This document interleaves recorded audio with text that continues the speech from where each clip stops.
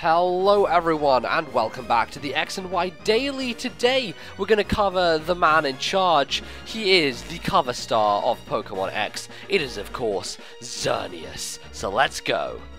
Okay, so Xerneas is the biggest, baddest, assest motherfucker on the whole planet at this instance. Seriously, he has like swords for legs, goddamn rainbow antlers. He's a giant deer in a forest and is just so colourful and wonderful and designed so fantastically. I tell you guys, I do feel like the two cover legendaries that we have are two of the best designed pokes that we've had in recent time, without a shadow of a doubt. I'm more inclined towards Xerneas than I am towards Yveltal. They're both really awesome in their own way, and the funny thing is when we originally saw them, we couldn't really figure out like which one should be the Y version cover star, because they both kind of looked like Y. I guess because Xerneas had its legs apart, it was X, but if Xerneas stood with its feet together and its antlers in the air, then it looked like Y as well, which was a bit weird. But I guess, yeah, if it spreads its legs... I'm not going in, there's no interpretation of that.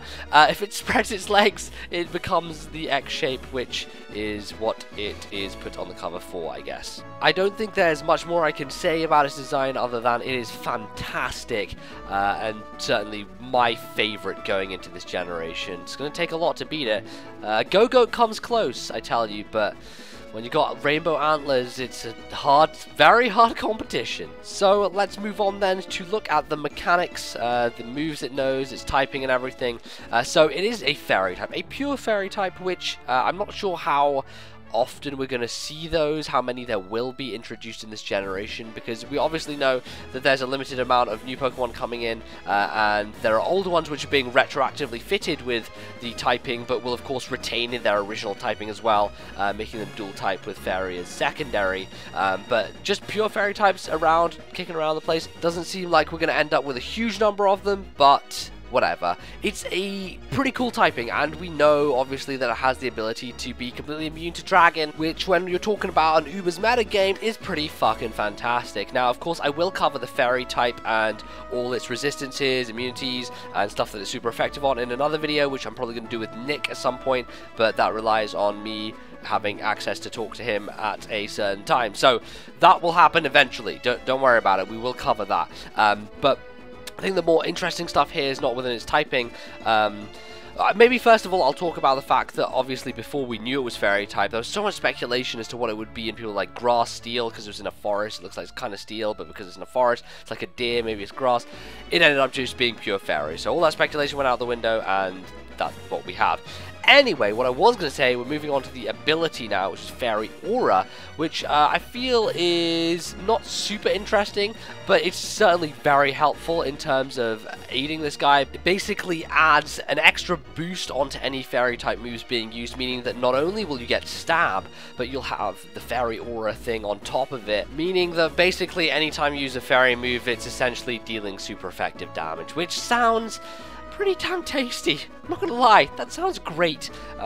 It's kind of like, I guess, the Lustrous Orb, the other thing that Dialga and Palkia have, where it boosts their specific moves depending on their type, but I'm not sure if this is, I guess this is probably going to be a lot more powerful than those. It's a built-in ability anyway, so it means that Xerneas can carry another item on top of that, give it like a life orb or something, and Jesus, could go crazy. But that is, yeah, Fairy Aura. The moves that we know are Moonblast and Geomancy. Now Moonblast we know is a 65 base power move with 90 accuracy, not something that anyone's going to be using competitively, I highly doubt it anyway, but it's one of those, I guess, lower level moves that you're going to get. I'm not quite sure what level we're going to meet these legendaries at, if they're going to be like level 45 or something around that area, like pre-Elite 4 or post-Elite 4.